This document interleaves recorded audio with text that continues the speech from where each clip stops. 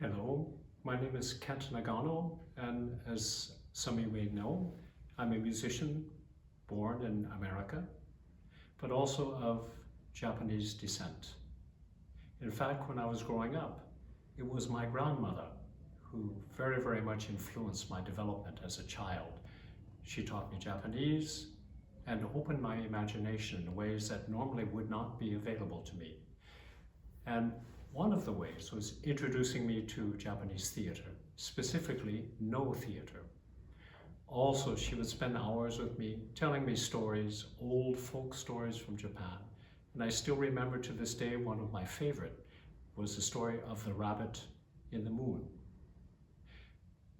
Many years later, I became a classical musician and worked primarily in the United States, England, Europe, and occasionally have the chance to visit Japan. During the COVID lockdown 1 year ago, I heard of the great No master, the playwright and actor, Professor Akihiro Yamamoto. And we heard of him here in Europe because he did something incredibly bold.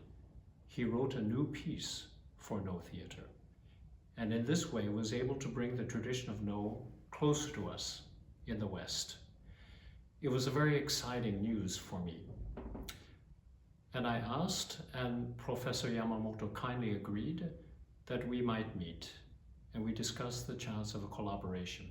And through our discussion, we chose the idea of the rabbit in the moon as an idea for telling a story, but chose a different way of looking at it than simply the Japanese fable. Arnold Schoenberg, the great Viennese composer, wrote a piece called Pierrot Lunaire. It's an abstract expressionist piece about a figure translated roughly into Peter of the Moon. With this idea, Peter of the Moon and the rabbit in the moon, Professor Yamamoto had the idea to form a collaboration, a new kind of No theater piece. And that's why I'm speaking with you today. We hope to have two objectives. One is to bring the great tradition of No theater to a new generation, to a new audience, so that this great tradition will live on in future generations. The second objective is to do the same for Arnold Schoenberg, to bring Schoenberg's music to a new generation, to a young generation, so that his tradition might live on into the future. This collaboration will be particularly significant because it's the first time in history that classical music and the great No tradition will come together in one new kind of form. And that's why we ask you today for your support in the form of funding.